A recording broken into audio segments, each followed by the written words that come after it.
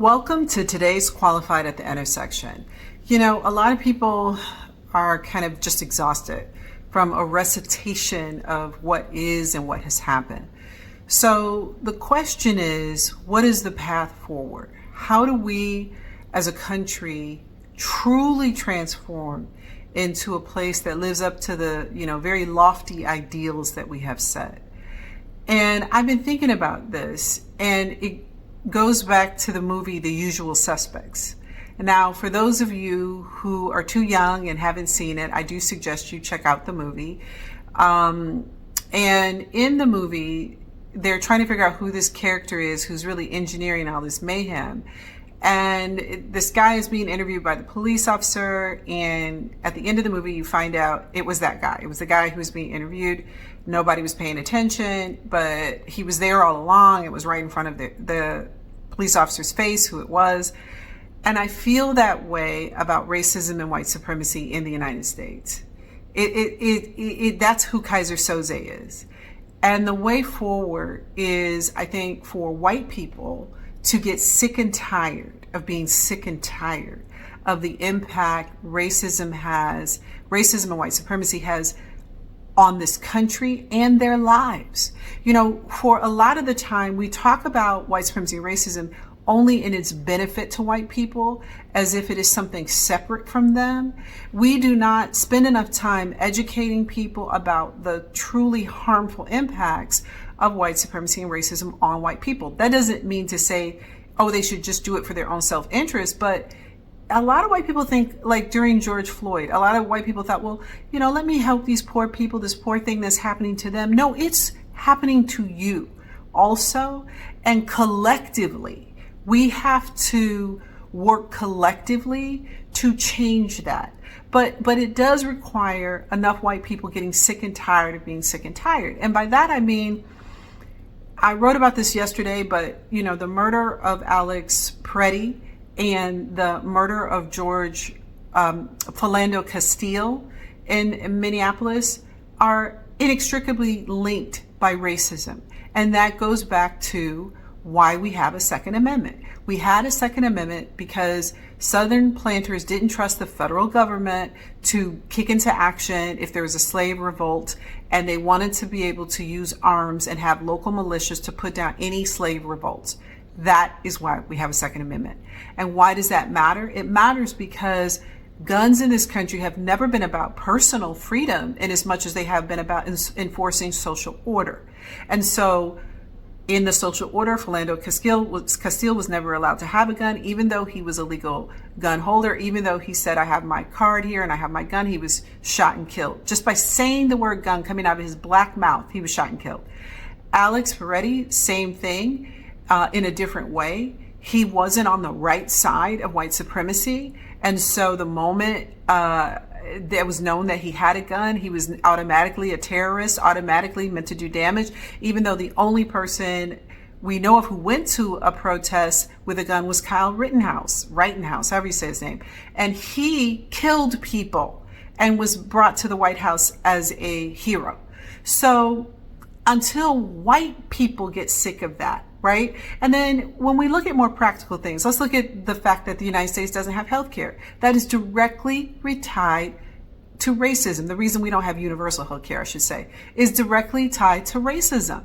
Southern Democrats at the time did not want to include black people. That is why we don't have a good social safety net program in this country that thinks about health care and housing, because of racism. That is why our public benefits program out of all industrialized nations is the most paltry and ridiculous, because of racism. They actually set up programs to exclude black people, but inadvertently or advertently ended up harming lower income and poor white people. I always tell people, you really have to think about this. Millions of white people have died through lack of access to insurance because of racism. That's Keyser Söze, man. And I mean, it's everything. When we look at income inequality in this country, wealthy, the super rich don't pay taxes because of the way the tax system is set up to benefit them, so that they are able to take out loans and use interest on they have so much money and they don't have to pay taxes, while we're wage slaves to taxes. But they convince working class and middle income white people that somehow this also is their fight. As long as white people stay under the spell of white supremacy, we're never going to get anywhere. And when I think about Sandy Hook and all those babies who were killed and they were white children, I knew then we were never going to do anything about gun control, because gun culture is at its heart, from the Second Amendment, a hedge protecting white supremacy against a black multiracial uprising. That's what they see guns as for. And that is, in fact, why the Second Amendment exists, right? So if the way forward looks like us stop having these conversations about this has never been our country, and I can't believe this is our country, or I can't believe how the president is disregarding the Second Amendment. You have people who are paid way more money than me. They are going to be on town halls and they're getting op-eds in the New York Times, and their podcasts are, watched by millions, and they never make the effing connection. They never make the connection. And until we have a plurality of people, we start to see like little things, New York Times, there is an awful lot of white supremacist language seems to be coming out of the White House social media messaging, as well as other departments. It's over here. It's something that's happening over here, as opposed to the central Kaiser Soze part of this story.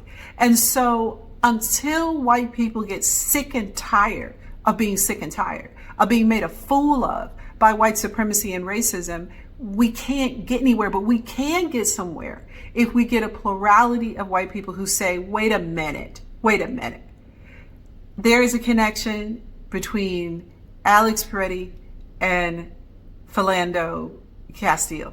There's a connection between Sandra Bland and Renee Nicole Good. When we start making these connections, and when we start saying, I'm not going to be, hemmed up by your fear of a black planet, which is, a hysteria of white supremacy. I am not going to return to the way it was. I've said before, and I say again, if we can ever get out of this trick bag we are in, and it's a big if, we're going to need people to be willing to blow up systems. The Supreme Court basically allowed a reinstitution of freedom papers and Jim Crow in the United States. We need to say that. We need white people to say that. We need everybody to say that. When we talk about the fact that, because of the color of your skin, ICE can stop you, baby, that's freedom papers. We've done that to the enslaved here. That's Jim Crow. You as a black person had to get off the street. You had to show your ID. What are you doing here, boy, gal? That is the life. So until you all can make these connections and say, wait a minute, we now want to chart a new course where nobody has to live like this, where we are going to do whatever is necessary. If that means changing the Supreme Court, if that means impeaching people, if that means expanding the court, once again, if they ever build that stupid ballroom, if that means knocking it down, if that means looking at what universal health care looks like in this country, and if that means revising and looking at the Second Amendment, that is the things, those are the big things that we are going to be have to be willing to do. And most importantly, we need to look at truth and reconciliation around race in this country. I know other people say, well, this happened to the Native Americans and these things happened to Japanese internment, but the villain origin story in this country is slavery. And until we have truth and reconciliation around that, it is going to be very difficult for us to truly. So part of the things we need to do if we're ever to get out of this is all of those things. The path forward looks like truth and reconciliation.